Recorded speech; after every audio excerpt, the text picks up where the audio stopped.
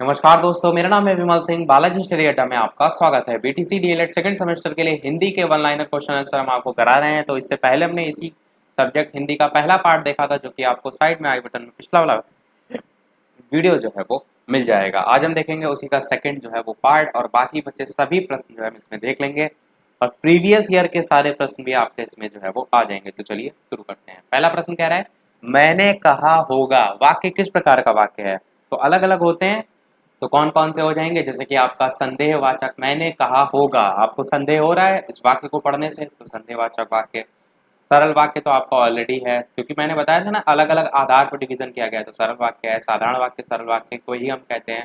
संदेहवाचक वाक्य को ही संदेहबोधक वाक्य एक अन्य नाम दिया गया है। और अनिश्चयवाचक यहाँ पर है कि निश्चय नहीं है किस चीज की, जब एक पर्टिकुलर निश्चित बात की जाती है तो वहां पर निश्चय होता है, यहाँ पर नहीं। तो अनिश्चयवाचक वाक्य। और इसी प्रकार संदिग्ध भूतकाल भी आपका हो जाएगा। अगला देखते हैं प्रश्न, उन्मेष में किस उपसर्ग का प्रयोग हुआ है? तो यहाँ पर उपसर्ग कौन सा है? उत उपसर्ग आपका यूज हुआ है। तो आपका इसका संधि विच्छेद होता क्या है? तो आप कहेंगे उत अलग आपका होता है, और साथ में नीचे आपका हलंत भी लगेगा, और साथ ही प्लस, और आप कहेंगे मेष। तो उत प्लस मेष करके आपका उन्मेष जो है वो बनता है। तो यहाँ पर क्या पूछा गया है? उपसर्ग। तो ये आपका उत जो है वो उपसर्ग हो जाएगा। अगला देखते हैं, जिसके हाथ में चक्र हो उसके लिए शब्द क्या है? तो उसके लिए चक्र पाणी या चक्रधारी या चक्रधर, ये सभी नाम जो है आपको देखने को मिलते हैं। तो आप कोई भी इसमें से जो है वो लिख सकते हैं। अगला प्रश्न है, जिसके पास तुरंत सोच की शक्ति हो उसके लिए एक शब्द बताइए कौन सा होता है? तो आप क्या कहेंगे? प्रत्युत्पन्नति या प्रति उत्पन्नमति, इस टाइप से आप अलग अलग तरीके से लिख सकते हैं। जिसके पास तुरंत सोच की शक्ति हो। अगला है, वीर रस का स्थायी भाव। स्थायी भाव आपका किसी का भी पूछा जा सकता है। तो वीर रस का उत्साह जो है वो स्थायी भाव होता है। और भी मैं आपको कुछ ऐसे ही बता देता हूँ, उसको भी सुन लीजिए। जैसे कि श्रृंगार रस का आपसे पूछा जाए तो उसका स्थायी भाव जो है वो रति होता है। अगर आपसे हास्य रस का पूछा जाए तो उसका हास होता है।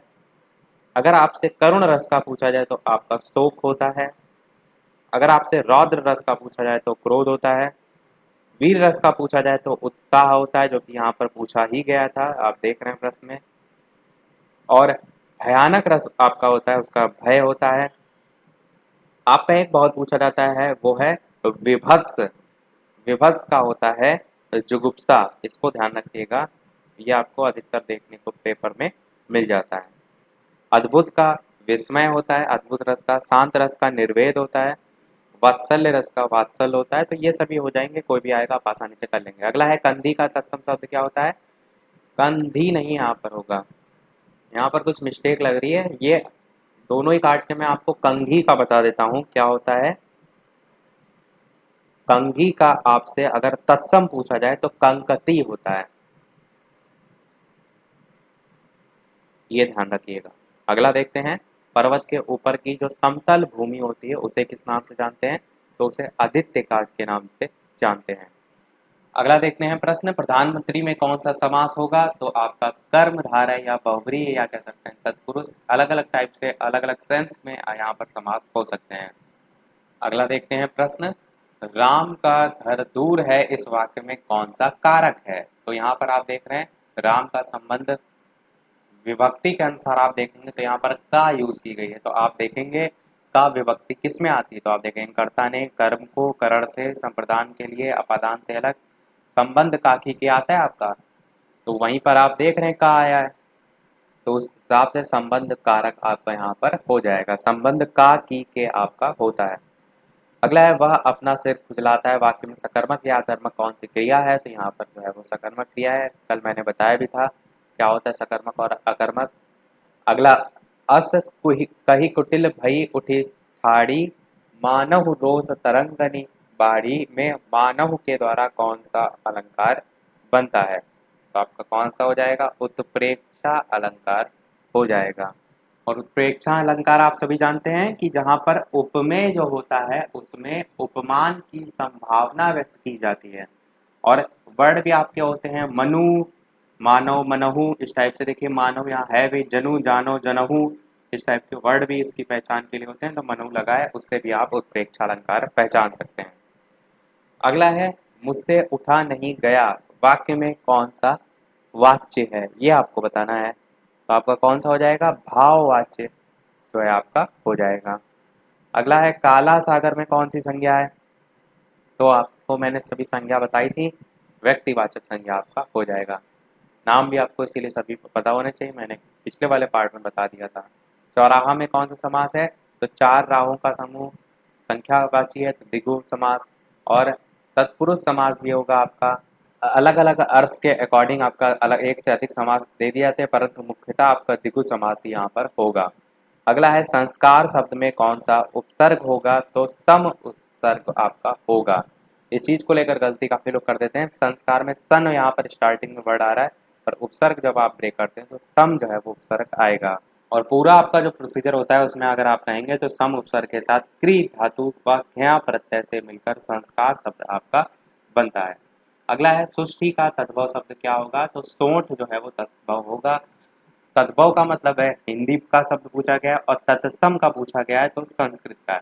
तत्सम आप इस प्रकार से लिखते हैं, तो यहाँ पर देखिए सम वर्ड आ रहा है, सा से संस्कृत याद रख सकते हैं, कभी कंफ्यूज हो तद्भव में कहीं भी सा जो है आपका नहीं आता है। यानी कि जब आपसे तत्सम पूछा जाए तब आप समझ लीजिएगा कि उसी का संस्कृत शब्द पूछा जा रहा है। अगला देखते हैं, प्रश्न है आपका अगला, लिखावट शब्द में किस प्रकार का प्रत्यय है, तो कृत प्रत्यय या आवट। लिखावट में देखिए आवट आ रहा है या वट, इसमें से आप अलग अलग तरीके से दे रखा है लिख सकते हैं, पर मुख्यतः आपको आवट ही देखने को मिलता है। अगला प्रश्न 2015 में पूछा गया था प्रीवियस ईयर में कि स्वर और व्यंजन में क्या अंतर है, तो आप क्या कहेंगे, स्वर जो बिना किसी अक्षर की सहायता से बोले जाते हैं, और व्यंजन जो स्वर की सहायता से बोले जाते हैं। यही आपका स्वर और व्यंजन में डिफरेंस हो जाएगा। अगला है आदर्श वाचन किसे कहते हैं, और ये भी आपका प्रीवियस ईयर का क्वेश्चन ही है। आदर्श वाचन की शिक्षक द्वारा उचित सुर, लय, गति, विराम चिन्हों का प्रयोग करते हुए जो वाचन किया जाता है उसे हम आदर्श वाचन के नाम से जानते हैं। सारी चीजें इसमें ये जो पॉइंट लिखे ना उचित सुर, लय, ये ध्यान रखिएगा क्योंकि ये आपको लिखते समय जो है वो हेल्प करते हैं। अगला है अनुरक्ति और निसीम शब्द का विलोम बताना है, 2015 में आया था। तो अनुरक्ति का विरक्ति नहीं होता है, विरक्ति होता है। यहाँ पर जो लिखा हुआ है मैं इसको ऊपर लिख देता हूँ, इस प्रकार से आप लिखेंगे विरक्ति, ये आपका अनुरक्ति का विलोम होता है। निसीम का असीम, ये आपका सही लिखा है। अगला देखते हैं प्रश्न, विस्मयादि बोधक चिन्ह का प्रयोग हम कब करते हैं, तो विस्मय, पीड़ा, अत्यधिक हर्ष, घृणा इत्यादि का बोध कराने के लिए विस्मयादि चिन्ह बोधक जो है चिन्ह इसका यूज करते हैं। इंग्लिश में आप इसे एक्सक्लेमेटरी साइन कहते हैं, इस प्रकार से आप नहीं बनाते हैं इस प्रकार से, तो ये आपका विस्मयादि बोधक चिन्ह जो है वो होता है। सब आपके प्रीवियस ईयर क्वेश्चन चल रहे हैं। द्रुत पाठ का क्या अर्थ है, मैंने आपको बताया था, शीघ्रता से पढ़ना। अगला प्रश्न देखते हैं, अंश और अंश शब्द का अर्थ आपको लिखना है। यहाँ पर देखिए एक दूसरा वाला शाह बना हुआ है, यहाँ पर दूसरा शाह। तो जो अंश है इसका भाग होता है, इसका अर्थ क्या होता है, भाग। जैसे किसी के हिस्से की बात करते हैं, आप कोई एक पूरी रोटी है उसको आधा कर दीजिए तो किसी और को देख रहे हैं तो उसका एक भाग दे रहे हैं। और ये वाला जो अंश होता है इसका मतलब कंधा होता है। तो ये दोनों में डिफरेंस ध्यान रखिएगा। वीडियो पसंद आ रहा हो तो सभी लोग वीडियो को लाइक भी अवश्य करते रहिएगा, आप ही के लिए यहाँ सारी मेहनत की जा रही है, तो एक लाइक तो आप सभी का वीडियो पर बनता ही है, तो सभी लोग वीडियो को लाइक कर दीजिएगा। यहाँ पर 2015 के प्रश्न समाप्त हुए, यहाँ से 2016 के स्टार्ट हो रहे हैं। 2016 का एक प्रश्न हमने देख लिया, देखते हैं 2016 का दूसरा प्रश्न, स्वर किसे कहते हैं। तो आप क्या कहेंगे, स्वर का अर्थ है ऐसा वर्ण जिसका उच्चारण अपने आप हो सके, जिसके उच्चारण के लिए दूसरे वर्ण से मिलने की आवश्यकता ना हो, वो आपका स्वर कहलाता है। ऊपर देखिए अभी स्वर और व्यंजन पर आधारित प्रश्न पूछा गया था, स्वर और व्यंजन में अंतर, तो यहाँ पर भी यही चीज मैंने आपको बताई थी। अगला है विलोम शब्द, उत्थान का पतन होता है, मूक का वाचाल होता है। बड़ा उपसर्ग जो है इससे बनने वाले दो शब्द, ये चीज जरूर ध्यान रखिएगा। उपसर्ग आपसे इस प्रकार से पूछ लिए जाते हैं तो किससे कौन से बनते हैं, तो इससे आजन्म हो जाएगा, आगमन है, आकाश है, ये सभी हो जाएंगे। जिस शब्द का प्रयोग संज्ञा के स्थान पर होता है उसे क्या कहते हैं, तो कुछ संज्ञा या कुछ शब्द संज्ञा के स्थान पर बोले जाते हैं उन्हें हम सर्वनाम जो है वो कहते हैं। जैसे हम, आप, मैं, तुम, वह, वे, उन्होंने, उसने, इसने, किसने, ये सभी इत्यादि। तो ये आपका 2016 में आया था। पत्र कितने प्रकार के होते हैं, तो आप कहेंगे औपचारिक और अनौपचारिक, ये दो वर्गों में विभाजित किया गया है। अगला है कि प्रति उपसर्ग जो है इससे बनने वाले दो शब्द जो है वो लिखिए, तो प्रतिकूल हो जाएगा, प्रतिछाया हो जाएगा। फिर है कारक शब्द में कौन सा प्रत्यय लगा हुआ है? तो यहाँ पर देखिए प्रश्न, एक चीज साइड में देखते रहिए, 2016 के द्वितीय बार का स्टार्ट हो रहे हैं, 2016 समाप्त हो गया, तो इसीलिए देखिए 2016 में क्वेश्चन भी आपका उपसर्ग पर आधारित बड़ा उपसर्ग पूछा गया था, फिर दोबारा जब 2016 का पेपर हुआ तो उसमें भी प्रति उपसर्ग से पूछा गया, तो इससे एक अंदाजा आपको लगता है कि इस टाइप का एक प्रश्न पूछा ही जाता है। कारक शब्द में कौन सा प्रत्यय लगा हुआ है? तो अक प्रत्यय लगा हुआ है, कारक, अक, अक आ रहा है लास्ट में। फिर है ईसा ने पत्र पढ़ा, वाक्य में कौन सा लकार प्रयुक्त हुआ है? तो लंग लकार यूज हुआ है, भूतकाल के लिए होता है आपका।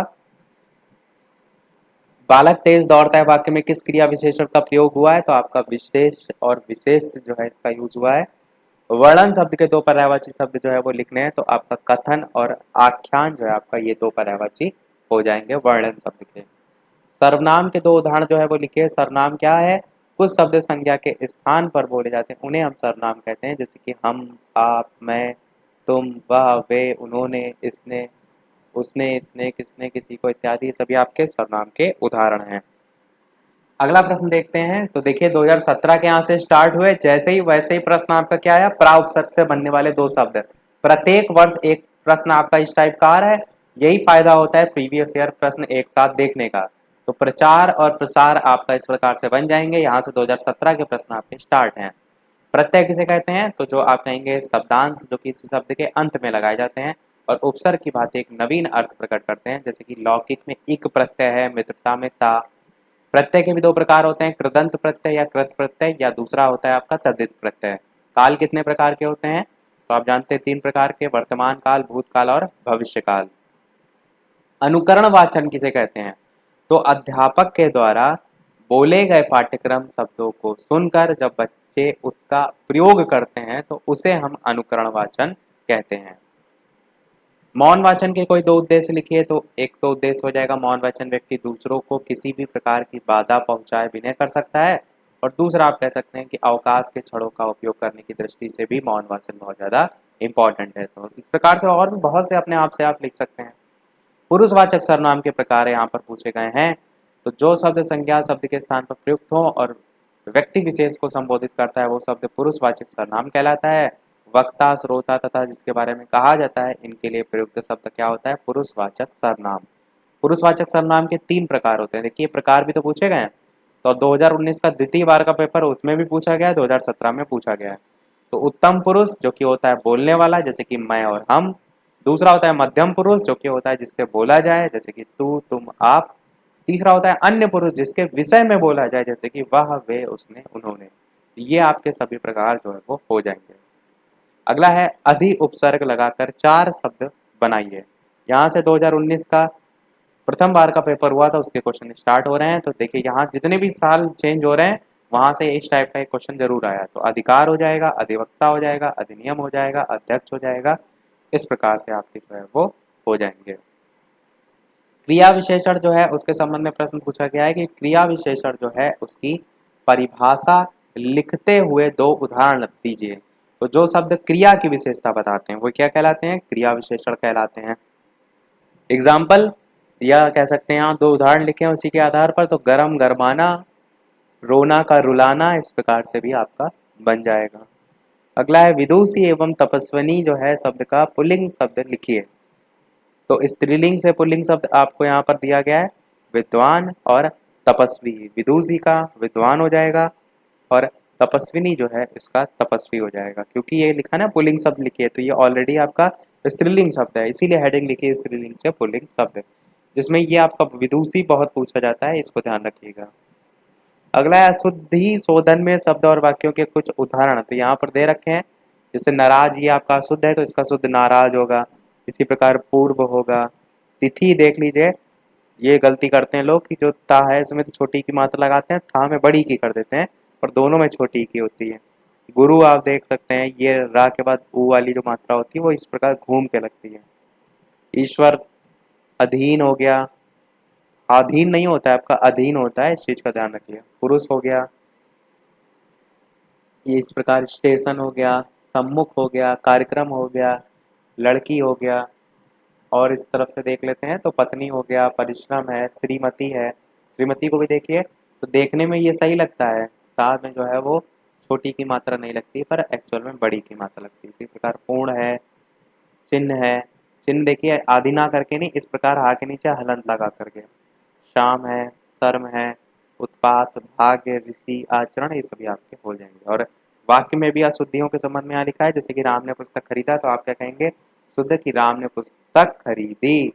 और शीला का सांस फूल रहा है, इसको आप क्या कहेंगे? शीला की सांस जो है वो फूल रही है। ये वो वाला सांस नहीं है, सास बहू वाला, ये जो है वो ब्रीथ ब्रथ आप जो है उसी के लेकर बात की गई है। अगला है, मेरे मेरी घोड़ा दौड़ रहा है, तो इसका हो जाएगा मेरा घोड़ा दौड़ रहा है। तो इस प्रकार से आपका सही हो जाएगा। देखते हैं आगे कुछ और सेंटेंस, जैसे कि प्राण निकल गया, क्या हो जाएगा? प्राण निकल गए। सुधा ने 5 कचौड़ी खाई, का हो जाएगा? सुधा ने 5 कचौड़ियाँ खाई। हमने आज दिल्ली जाना है, तो हमें आज दिल्ली जाना है। मैं मेरा काम कर रहा हूँ, इसका हो जाएगा मैं अपना काम जो है वो कर रहा हूँ। एक चीज आप देख रहे हैं, बहुत माइनर सा ही जो है वो डिफरेंस इसमें होता है। अगर आप डायरेक्ट देखेंगे इधर, दोनों साइड का पढ़ेंगे तो आपको ऐसे नहीं समझ में आएगा। आप क्या करिए, एक साइड का छुपाइए, और जैसे ये आपने पढ़ा सुधा ने 5 कचौड़ी खाई, अब इसको पढ़ के देखिए, खुद से सोचिए कि यहाँ पर क्या करेक्शन हो सकता है। तो कचौड़ी का कचौड़ियाँ चेंज होगा, तब आप पढ़ेंगे तब आपको समझ में आएगा।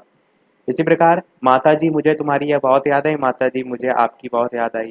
शीला भोजन खा चुकी है, शीला भोजन कर चुकी है। राम ने नौकरी छोड़ दिया, राम ने नौकरी छोड़ दी। सीमा पढ़ना मांगती है, सीमा पढ़ना चाहती है। मुझको स्कूल जाना था, मुझे स्कूल जाना था। रीना मेरी पैरों में गिर पड़ी, रीना मेरे पैरों में गिर पड़ी। मैं बाजार को जा रहा हूँ, मैं बाजार जा रहा हूँ। इस टाइप से आपके सभी सेंटेंस हो जाएंगे। अब अगला प्रश्न है, तत्सम लिखा है ना, शब्दों के शुद्ध रूप लिखे, तत्सम नहीं लिखा है, शुद्ध रूप बताने। जैसे कि प्रिया, बुद्धिमान, श्रीमती, उत्सव, तो प्रिया इस प्रकार से अशुद्ध है, आप देखेंगे इस प्रकार से आपका लिखा जाएगा। और यहाँ पर यहाँ पर तो दोनों ही सेम लिखे हैं, तो पहले वाले में तो आपका कुछ चेंज ही नहीं किया गया। देखिए इसमें भी छोटी की मात्रा है, नीचे रा लगी है। बुद्धिमान में आप देखेंगे तो धा लगा है, इसका दा करके नीचे इस प्रकार से बुद्धिमान आपका लिखा जाएगा। श्रीमती मैंने अभी आपको बताया था, देखिए यही चीज मैंने बताई थी कि श्रीमती में यही गलती लोग करते हैं, छोटी की मात्रा उन्हें सही लगती है पर बड़ी की लगती है। उत्सव में आधी ता लगती है, तो ये आपका 2019 के प्रथम बार के पेपर में आया था। अगला है, भाववाचक संज्ञा किसे कहते हैं? उदाहरण सहित बताइए। तो जिन शब्दों से व्यक्ति या वस्तु के गुण, उसके कार्य, व्यापार अथवा किसी भाव या अवस्था विशेष का बोध होता है, उसे हम भाववाचक संज्ञा कहते हैं। जैसे कि पौरुष, उत्साह, अच्छाई, बुराई, इस टाइप से सभी आपके हो जाएंगे। उपयुक्त शब्दों में से या जो उपयुक्त शब्द हैं, इनमें से व्यक्ति या वस्तु के गुण, दोष या भाव अवस्था का बोध होता है, इसलिए उक्त सभी शब्दों में भाववाचक संज्ञा, इस टाइप से डिफाइन भी आप जो है वो कर सकते हैं। अगला है, अभी उपसर्ग जोड़कर 4 शब्द लिखिए। तो अभी उपसर्ग से बनने वाले 4 शब्द, अभी का अर्थ क्या होता है? चारों ओर होता है, इस प्रकार से लिख सकते हैं, अभिज्ञान, अभिमान, अभिशाप, अभिलाषा। प्रत्येक साल आप देख रहे हैं इस प्रकार से एक प्रश्न अवश्य आया है। तो जितने भी इस टाइप के वर्ड हैं उपसर्ग पर आधारित या प्रत्यय पर आधारित, उनको देख अवश्य लीजिएगा। यहाँ से कम 1 नंबर तो आप पक्का करके जाएंगे। अगला है, सम उपसर्ग से बनने वाले 2 शब्द। देखिए यहाँ पर 2019 का प्रथम बार का पेपर था, फिर द्वितीय बार में भी इसी टाइप का एक प्रश्न जरूर आया। तो सम्मुख और सम्मेलन आपका हो जाएगा। मैंने देखने के लिए क्यों कहा, अब जैसे सम से उपसर्ग पूछा गया है, तो सम से आप समान बनाएंगे, सोचेंगे कि सम पूरा का पूरा वैसे रखा है, पर नहीं, जब उपसर्ग का यूज करते हैं तो देखिए आदि माँ करके हो गया, साउंड आगे जुड़ गया, तो सम्मुख हो गया, सम्मेलन हो गया। ये चीजें देखना जरूरी है। अगला प्रश्न देखते हैं कि प्रकृति का सुकुमार कवि किसे कहा जाता है? बहुत ही महत्वपूर्ण प्रश्न है, एकदम इसको तो दिमाग में रखिए। कोई भी कॉम्पिटेटिव लेवल एग्जाम दे वहां भी पूछा जा सकता है। तो सुमित्रा नंदन पंत जी को कहा जाता है, और ये शायद प्रीवियस ईयर में भी आया था, और जब मैंने ये पेपर कराया था प्रीवियस ईयर के, तब भी मैंने बताया था कि आगे पूछा जा सकता है। और 2019 के द्वितीय बार के पेपर में फिर से पूछ लिया गया था, क्योंकि ये तो सबसे आपका लेटेस्ट ही है, 2019 का द्वितीय बार का पेपर। अगला, और इस वीडियो का लास्ट पेज देखते हैं। और वीडियो अभी तक आप सभी ने लाइक ना किया हो तो वीडियो को सभी लोग लाइक अवश्य कर दीजिएगा, मुझे भी मोटिवेशन मिलता रहे। इसी प्रकार आपके लिए अच्छे अच्छे प्रश्न मैं आपको प्रैक्टिस जो है वो कराता रहूँ। प्रश्न आपका क्या है? पंच परमेश्वर कहानी के लेखक का नाम लिखिए। तो क्या है? मुंशी प्रेमचंद्र जो है वो लेखक का नाम है पंच परमेश्वर कहानी के। अंधे की लकड़ी होना मुहावरे का अर्थ स्पष्ट करते हुए अपने वाक्यों में प्रयोग कीजिए। तो अंधे की लकड़ी का अर्थ क्या होता है? एकमात्र सहारा। और वाक्य भी आप बना सकते हैं, जैसे कि श्रवण कुमार अपने माँ बाप के लिए अंधे की लकड़ी जो है वो था। और यहाँ पर देखिए तो हर जगह लकड़ी को लड़की लिखा हुआ है, ये देख रहे हैं, यहाँ भी मिस्टेक करी है इन्होंने, यहाँ भी मिस्टेक की है इन्होंने। ये मिस्टेक आप ना कर दीजिएगा, वरना एग्जामिनर भी हंसेगा। अंधे की लड़की नहीं, अंधे की लकड़ी, ऊपर देखिए प्रश्न में सही लिखा है। ठीक है, इन दोनों को सही याद कीजिए। अगला है प्रसंगोचित शब्द किस समास का उदाहरण है, तो ये कर्मधारय समास का उदाहरण हो जाएगा। और अगला और इस वीडियो के लास्ट प्रश्न के बाद एक प्रश्न हम आपसे भी पूछेंगे। तो छह संयुक्त वर्ण किन दो वर्णों से बना है, तो आपका का हलंत वाला और शा इससे मिलकर बना होता है। बीच में आप प्लस लगाकर इन दोनों को दर्शा सकते हैं। हलंत जरूर का में लगाइएगा, इस चीज का ध्यान रखिएगा। सारे प्रश्न समाप्त हुए। अब एक प्रश्न आपके लिए भी, जैसे कि सभी वीडियो में हम आपसे एक ना एक प्रश्न पूछते हैं, तो इस वीडियो का आपके लिए प्रश्न है, एक रचना मैं यहाँ पर पूछ रहा हूँ और वो रचना का नाम है यामा। ये रचना किनकी है, उनका नाम आपको वीडियो के मेन कमेंट में टाइप करके बताना है। कुछ ऑप्शन भी मैं दे देता हूँ, जैसे कि पहला ऑप्शन हो जाएगा आपका सुमित्रानंदन पंत, दूसरा आपका ऑप्शन हो जाएगा प्रेमचंद, तीसरा आपका ऑप्शन हो जाएगा महादेवी वर्मा, चौथा आपका ऑप्शन हो जाएगा जयशंकर प्रसाद, और पांचवा आपका ऑप्शन हो जाएगा इनमें से कोई नहीं, यानी कि नन ऑफ दीज।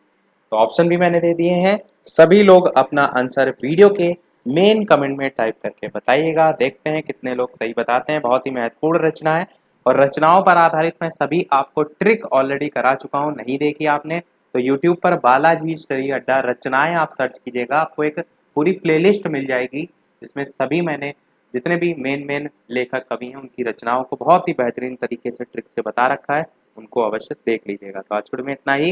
वीडियो पसंद आया हो लाइक अवश्य कीजिएगा, चैनल पर नए हो तो सब्सक्राइब जरूर कीजिएगा। मिलते हैं अगले वीडियो में नए टॉपिक के साथ। नमस्कार, थैंक यू फॉर वॉचिंग।